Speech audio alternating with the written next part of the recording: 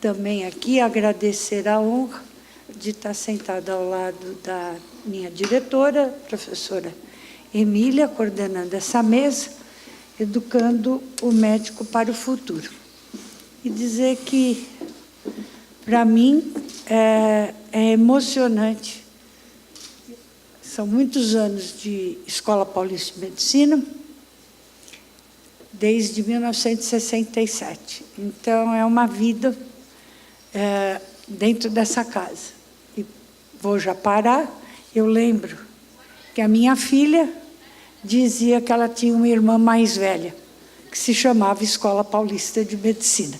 E eu acho que todos aqui, ex-alunos, professores, têm uma irmã mais velha, que se chama Escola Paulista de Medicina, com quem a gente dividiu a vida, tá certo? E o primeiro a falar, em nome da Academia Nacional de Medicina, vai ser o professor Rui Maciel, que dispensa apresentações, mas, para quem não o conhece, entre vários títulos, além de acadêmico, ele é o titular da endocrinologia da nossa instituição e fez uma revolução na endocrinologia. Eu me lembro, Rui, quando você montou aquela casinha na Borges Lagoa e você fez como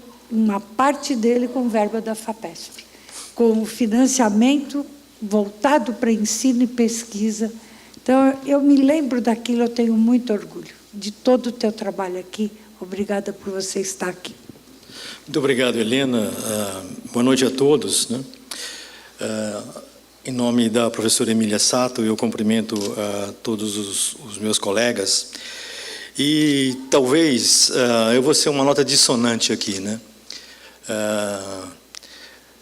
No sentido de que, depois de 10 de junho, nós temos solução para a Escola Paulista e para a Unifesp, e é só a gente querer, tá certo? 10 de junho foi o famoso super traclatrá, né? As pessoas querem ajudar. O que a gente precisa é saber coordenar como essas pessoas vão ajudar, tá certo? E eu acredito que nós temos uma série de coisas muito positivas, e é isso que eu vou conversar bastante com vocês. Bastante não, né? Porque eu só tenho 10 minutos, e eu vou até ler algumas coisas para não me perder, né? Muito tem se dito a respeito dos dilemas que acometem a formação médica de hoje em dia, como excesso de faculdades, infraestrutura precária, docentes despreparados, pouco treinamento. Também está difícil a prática da medicina, seja no sistema público, pela falta de recursos, de infraestrutura e coordenação, seja no sistema da saúde suplementar, pelos custos elevados, excesso de tecnologia, em ambos pela piora da relação médico-paciente, com consultas rápidas, mau uso da internet e dificuldade até de entender os novos clientes, né? As pessoas mudaram, aliás, o mundo mudou, né? Os clientes hoje, muitos deles são nativos digitais, né? E o médico está tendo certa dificuldade de lidar com esse tipo de pessoas. Por outro lado, como eu disse no começo, muita coisa boa acontecendo. E eu vou falar de caminhos exequíveis, tá certo? Numa visão de soluções práticas e que nós temos aqui na escola. E que nós não devemos esquecer para continuar a educar o bom médico. Que o bom médico, na minha opinião, é aquele que possui, além das habilidades e competências técnicas, as características reflexivas do médico humanista, que é a compreensão, a capacidade interpretativa, sensibilidade e ética. O primeiro degrau para a formação do bom médico, que nesse slide está representado, eu aprendi numa conversa com o professor Zeferino Vaz, que eu fui um dia perguntar para ele, como é que o senhor fundou a Faculdade de Medicina de Ribeirão Preto e criou a Unicamp? Como? Da onde? Aí ele deu uma bela risada, tá certo, né? E falou assim, muito simples. Eu contratei cérebros, cérebros e cérebros, e eles é que fizeram, eu não fiz nada. Então, essa colocação do Zeferino sempre me empolgou muito, né? E aí eu lanço um repto aos nossos diretores, no sentido de que nós devemos continuar a realizar concursos exigentes para contar com os professores excelentes, tá certo? E que contenham algumas das características que são expressas nesse slide, tá certo? Esse é um modelo que, quando eu trabalhei na FAPESP, especialmente com o Mário Saad e com o professor Walter Colli, nós éramos convidados muito para ir em alguns lugares para dizer como é que você deveria ser um bom pesquisador, um bom professor. E nós elencamos essas qualidades, tá certo, que valia naquela época, 2005, tá certo, mas eu continuo achando que deve valer até hoje. E tem algumas aí até que eu considero absolutamente essenciais. Um professor tem que ser um indivíduo que entusiasma os seus colegas, tá certo? Os seus alunos, e buscar sempre a excelência. Mas, talvez o mais importante, que eu acho que é um modelo bem EPMista, e no tocante às habilidades e competências técnicas, é essencial que os professores façam e estimulem os seus alunos a pesquisar. Como foi mencionado aqui, essa escola teve a sorte de ter professores básicos em tempo integral e que sempre foram muito alinhados com as áreas médicas e cirúrgicas, né? E essa, como eu disse, é uma clara característica EPMista, né? O meu amigo Nestor Shore insistia, em qualquer circunstância que havia, na seguinte frase: iniciação científica para todos os alunos. Parecia uma mantra que o Nestor defendia, né? Sempre ajudado bastante para a Helena nesse sentido, tá certo? Eu também gosto de citar sempre um estudo da Unicamp. A Unicamp sempre teve uma graduação muito bem estruturada, que os alunos periodicamente avaliavam seus professores. E sempre tinha os professores melhor classificados. Aí um dia o Mário Saad fez uma junção dessa classificação, que durava mais de 30 anos, com o PubMed, tão simples quanto. E aí ele notou que realmente os alunos de graduação ranqueavam melhor aqueles professores que mais se destacavam no PubMed. Ou seja, havia uma relação direta entre pesquisar bem e ensinar bem. Por isso que eu sempre falo que para a formação de um bom médico é necessário um ambiente que propicie a pesquisa. Essa curiosidade, está sempre aprendendo, nas áreas básicas e aplicadas. Quem pesquisa ensina melhor, entusiasma mais os seus alunos. Eu já tive várias discussões com alguns dos indivíduos aqui, né, nessa escola, e eu continuo insistindo no meu tema. E vamos perguntar para os alunos, quando algum professor fala, não, eu só ensino, eu falo, vamos perguntar para os alunos quem eles preferem, tá certo? Aí ele se afina e não vai perguntar. Porque, na verdade, o melhor professor é aquele que pesquisa e está sempre com essa curiosidade. Nós fazemos isso aqui muito bem. E outra coisa que eu não estou falando por mim, tá certo? São os outros que estão nos avaliando. Essa recente avaliação do Times Higher Education, que nos colocou em 3º lugar como universidade brasileira, né? E a primeira entre as federais, as nossas notas boas vieram da pesquisa, das citações e do ensino. Não veio de você gerar riqueza ou de você criar produtos industriais, tá certo? Não veio até de inserção internacional. As maiores notas foram nisso. É nisso que nós somos bons. É óbvio que para formar um bom médico, a incorporação de tecnologia, assuntos que serão discutidos nos próximos dias, como Big Data, genômica, inteligência artificial, algoritmos de decisão, medicina de precisão, entre outros, são alavancas indispensáveis para o bom médico do futuro. Porém, eu proponho e pratico que a incorporação dessas novas tecnologias, elas sejam associadas à busca do humanismo, que já foi mencionado aqui, que são essenciais na formação do médico. Isso também nós fazemos bem na escola, e eu vou dar alguns exemplos para vocês. Afinal, nós lidamos com humanos, e como dizia Gregório Maranhão, que foi, além de filósofo, um grande médico endocrinologista, o humanismo é muito mais gesto e conduta que, em sentido estrito, saber. Além disso, a medicina surgiu da empatia original do homem para com o homem, do desejo de ajudar aqueles em sofrimento, necessidade e doença. As pessoas doentes precisam de mais ajuda do que as outras. Porém, eu vejo, e até na nossa instituição de vez em quando eu percebo, alguns educadores que preferem remover as qualidades humanas dos estudantes de medicina, ao invés de incuti-las, propondo uma prática médica técnica e fria. Além disso, o nosso curso médico, com sua carga curricular excessiva e exigente, além dos comportamentos atuais da vida moderna, especialmente academias de ginástica e redes sociais, retira o tempo que poderia ser dedicado às atividades que favorecem ou que favoreciam a busca do humanismo. Eu estou vendo alguns dos meus colegas aqui, onde a gente lia, ia ao cinema, gostava de música, tá certo, e de história. Aqui na escola, a experiência do professor Dante Gallian com o Laboratório de Humanidades, onde se discutem as obras clássicas com um grupo de alunos, depois da leitura individual, tem contribuído para uma visão mais humanista dos nossos estudantes. Eu sou prova disso porque eu tenho vários alunos que frequentaram o Laboratório do Dante, e eu recomendo sempre para os alunos de graduação, até os residentes, né? A obra clássica apresenta o problema do humano enquanto questão eterna e universal.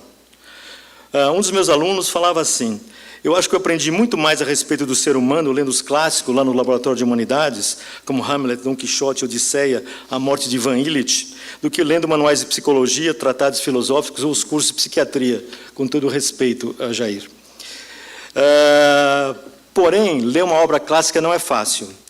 Assim, nesse laboratório, compartilham-se impressões e sentimentos sentidos pelos alunos depois da leitura individual. Configura-se assim o processo clássico da humanização, onde a experiência estética desencadeia a reflexão, causa uma reconfiguração ética nas pessoas, que modifica a prática e a ação. Os alunos, depois de lerem um livro como esse, sentem-se mais respeitosos, acolhedores e compreensivos para com os colegas, com os amigos e com os pacientes que eles encontram no ambulatório ou nas enfermarias. Muitas vezes o impacto extrapola as reuniões e marca o comportamento dos estudantes e residentes, além dos professores.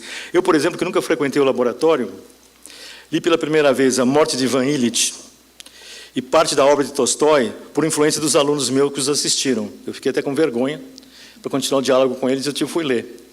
E aí eu fui impactado, e aí eu via que a minha leitura do livro, às vezes, era diferente da deles. E desse nosso diálogo, as conversas enriqueceram-se, nós compartilhamos sentimentos, afetos e uma visão mais amena dos pacientes, mais humana dos pacientes. E é interessante que isso refletiu no ambulatório, né?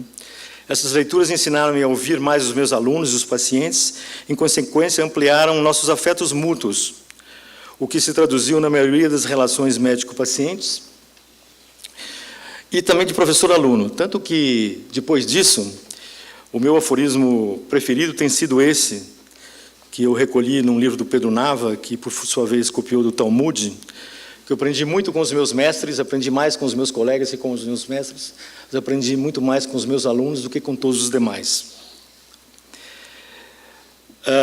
Agora, além disso, eu acredito firmemente e continuo frequentando os ambulatórios, de que nós temos que ensinar e dar o exemplo nas questões importantes do cuidado com os pacientes. Assim, insisto, é muito bom que os professores, especialmente os mais experientes, estejam nos ambulatórios e enfermarias e sejam exemplos no trato com os pacientes. Apresentar-se formalmente, criar empatia, ou seja, colocar-se no lugar do paciente, estabelecer um rapport, ouvi-los com atenção, fazer um exame físico cuidadoso, respeitoso, que na experiência do Dr. Verghese, da Stanford, é o ritual mais poderoso para uma relação de confiança entre o médico e o paciente. Eu admiro muito o esforço, porque a Cleveland Clinic sempre foi considerada uma ótima instituição médica, mas ela não era muito boa no contato com os pacientes. Aí, de uns anos para cá, um novo diretor resolveu fazer o possível para que a Cleveland fosse considerada. E realmente lá aquilo é repetido à exaustão, uma coisa relativamente simples, mas é um remédio que muda. E eu vejo isso no nosso próprio ambulatório. Você entra, você cumprimenta, nossos pacientes ficam então até mais assustados, né? Você se apresenta, você fala o que você vai fazer, né? Você tenta estabelecer um rapport, você pergunta alguma coisa sobre a família, etc., né? E ao final você agradece. É uma revolução, os pacientes ficam mais cooperativos, ele se sente melhor, né? E, assim, nós teremos mais sucesso na relação com os pacientes no estabelecimento de confiança mútua. Eu acho que se os médicos fizessem isso, esse quadro do Luke Fields, conhecido de muitos, né? A Associação Britânica considera, claro que o quadro foi pintado por um britânico, e o britânico sempre tem um viés britânico, né?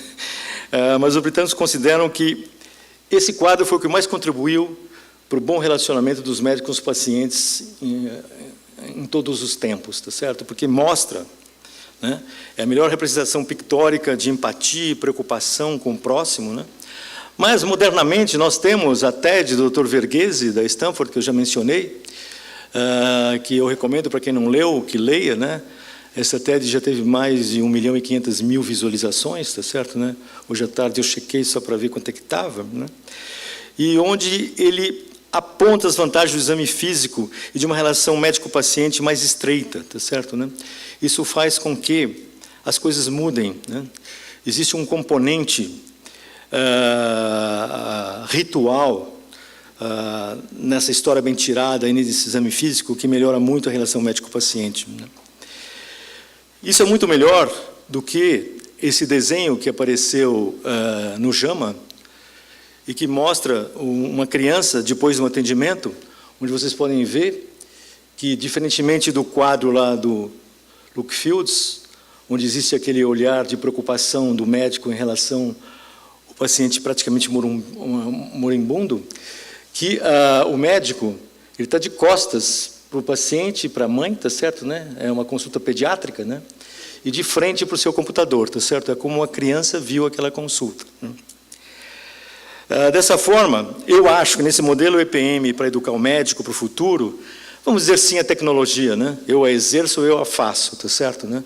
Recentemente submetemos um paper sobre Big Data, tá certo? Faz 3 dias, né? Então a gente entende disso também. Mas vamos dizer sim ao humanismo, como proposto por Verghese nos dias de hoje. Essa frase dele, onde ele associa que a gente não tem que colocar as competências do leito contra a tecnologia, tá certo? Isso é uma falsa dicotomia. Nós temos que fazer um casamento entre esses talentos extraordinários de diagnóstico e de contato com o paciente, com o uso judicioso da tecnologia, que vai beneficiar os pacientes mais, resultar num cuidado mais custo-efetivo, né? Além dessas vantagens, essa avaliação à beira do leito tem uma importância terapêutica, como um ritual que ajuda a estabelecer uma ligação entre o médico e o seu paciente. E vocês não se esqueçam da formidável verdade escrita há 144 anos por William Osler, o pai da medicina moderna, que numa recomendação aos seus estudantes, fala que lembre que qualquer paciente vai te examinar criticamente e vai te julgar como é que você vai fazer no exame físico, tá certo, né? A capacidade e a delicadeza na manipulação, desde você sentir o pulso até você realizar algumas coisas de maior complexidade, tá certo, né? É que vão estabelecer a confiança em você. Isso vai estabelecer mais confiança do que um monte de diplomas que você tem na parede ou a reputação que você tenha de ter trabalhado num grande hospital, né? Então, só terminando, nós temos muitas dificuldades, mas eu considero que a Escola Paulista, depois de 10 de junho, nós temos mecanismos de buscar e de vencer todas as dificuldades, como falou bem o Rubens. Eu gosto muito de uma frase do professor Adib Jatene, que ele sempre fala: eu sou contra essa história de dizer eu não faço porque não me dão condições. Se você é capaz de fazer, você cria as condições. Eu acho que nós estamos num momento de criar as condições. Nós já tivemos muitas condições criadas, o Rubens lembrou aqui, circunstâncias incríveis, como o Hospital do Rim, né?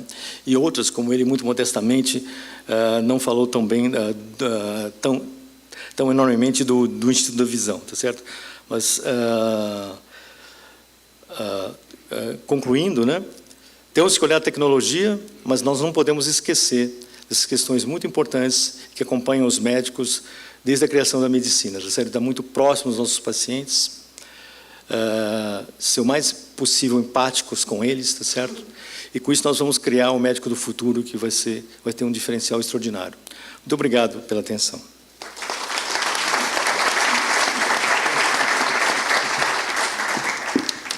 Muito obrigada, professor Rui. Agora eu vou chamar, então, a professora Marimélia Aparecida Porcionato.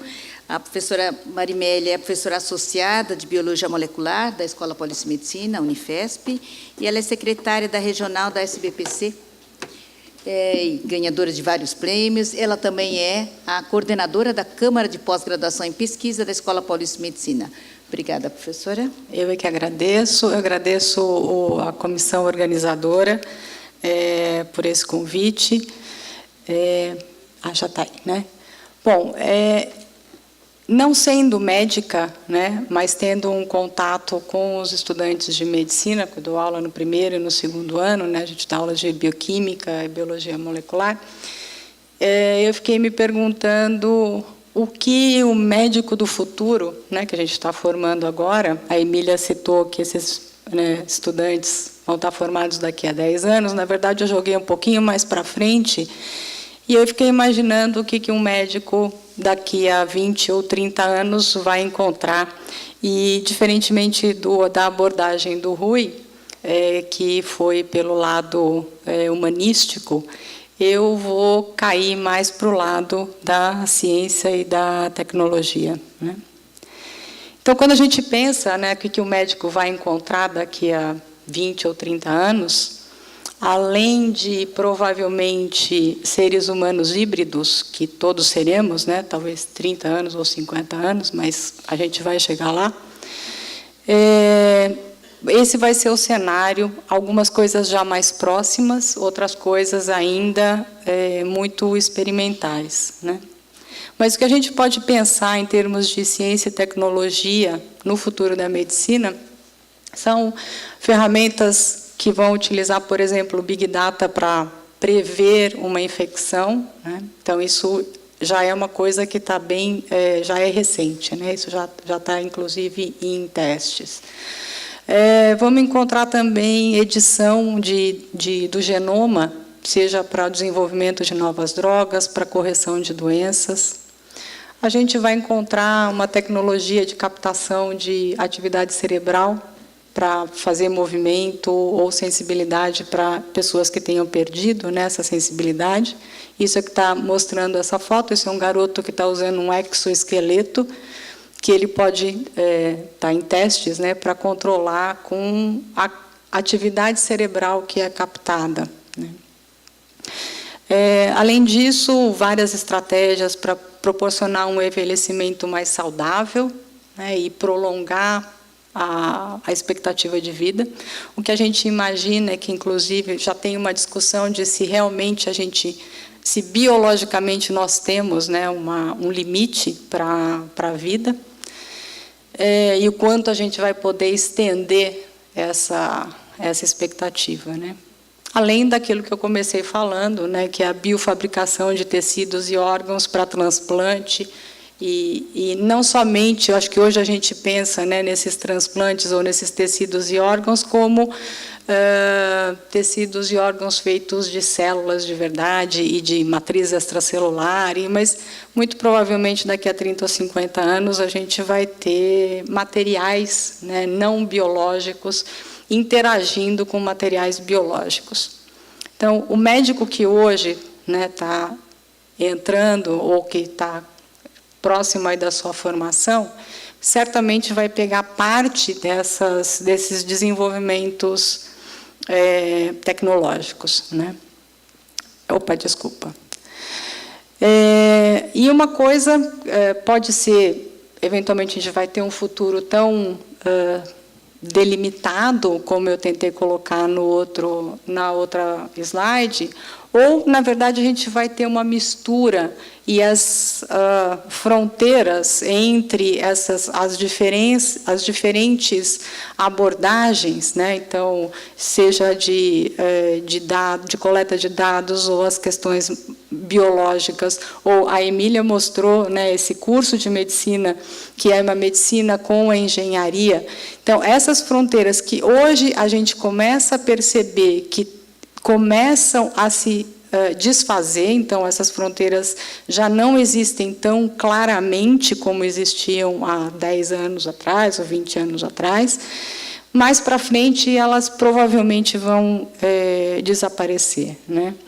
E o médico vai ter que dar conta de todos esses aspectos, né? Então, seja os aspectos de coleta de dados, seja os aspectos biológicos, seja os aspectos humanísticos, econômicos e, enfim, uma série de características que certamente são bastante complexas, e o desenvolvimento de todas essas habilidades vai requerer um esforço muito grande de em toda a sua formação, né, dos professores. E não só os estudantes têm que ter essa capacidade, né, de lidar com essa, talvez, ausência de fronteiras, mas nós, docentes, a gente vai ter que se preparar também para enfrentar esse tipo de desafio, que é preparar alguém para lidar com um cenário muito mais complexo e muito mais diverso do que aquilo que a gente está vendo. Quando a gente olha todas essas características, e, em especial, quando a gente volta mais para a questão da ciência e tecnologia, obviamente, a gente não pode deixar de pensar em que nós precisamos dos, né, investimentos nessas áreas.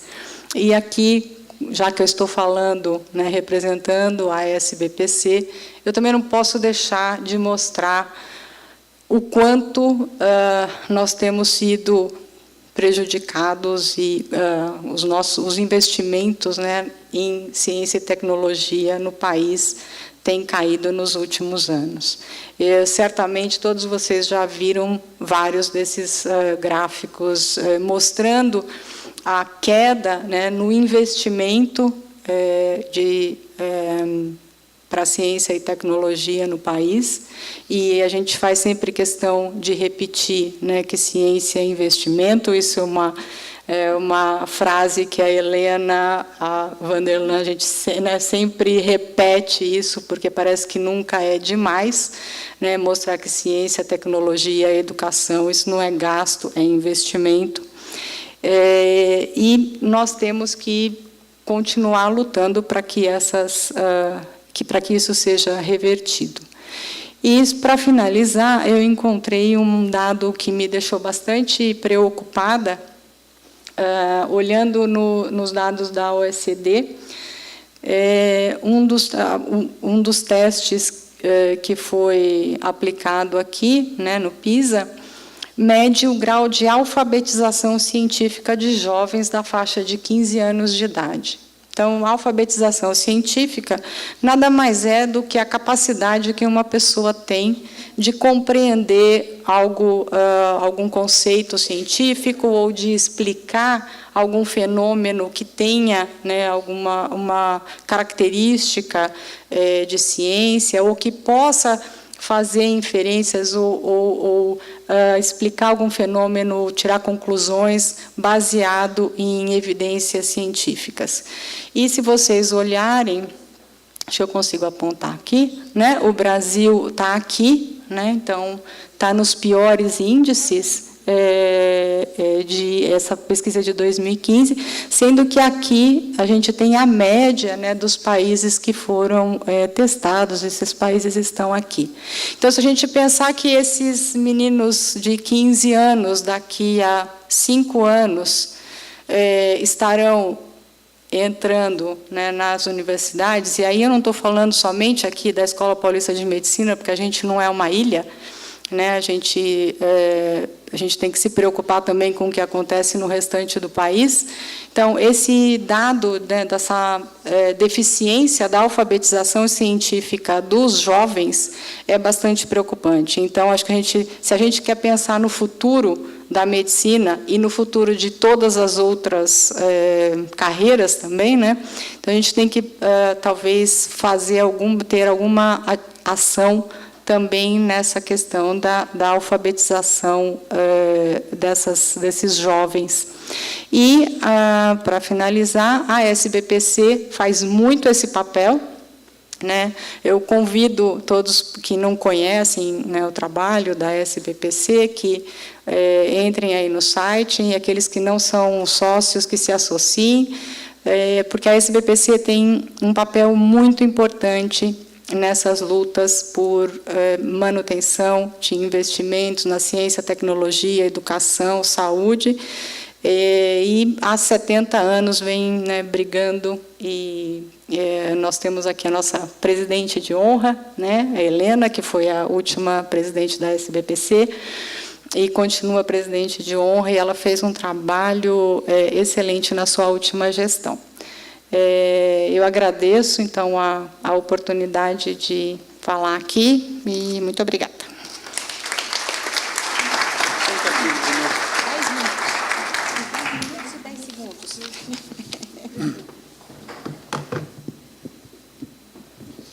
Eu quero passar agora a palavra para o professor Arthur Beltrame Ribeiro. Todo mundo conhece, mas eu vou dizer algumas coisas sobre o Arthur, bem rápidas. Ele é professor titular, nefrologista, também com vários prêmios nacionais e internacionais, mas tem um outro ponto que eu acho extremamente relevante da carreira do Arthur, que a gente já citou, o Hospital do Rim.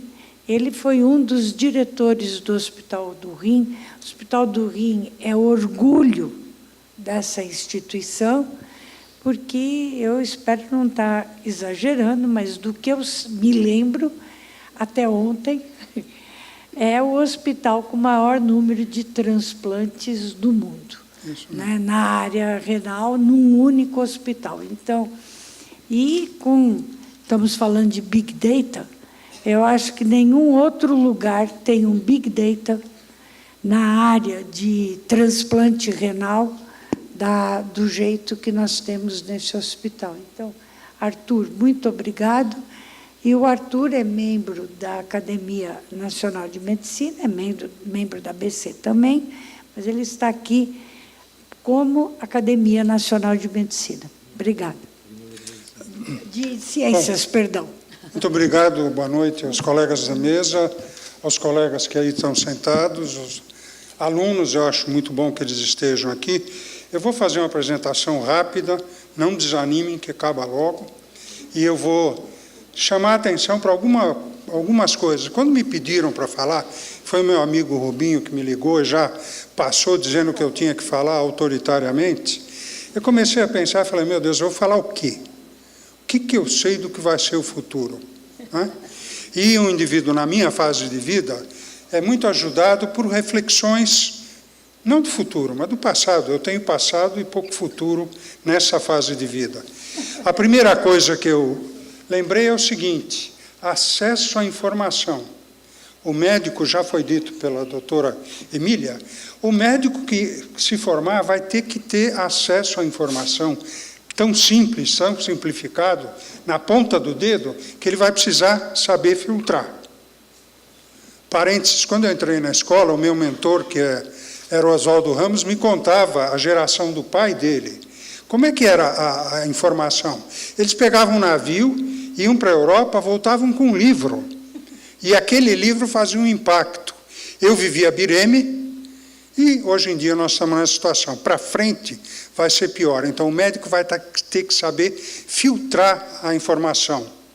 E se ele sair da escola médica, e se ele for para cair na vida, como é que ele vai filtrar a informação? Eu acho que está claro nesse período que as sociedades médicas estão provendo um norte para esses colegas. E não é mais só a universidade ficou para trás nisso, em termos de formação. A hora que ele escolhe um caminho, quem está realmente ajudando, pelo menos na novidade, solidificando conceitos, é a sociedade, que também traz outro tipo de problema.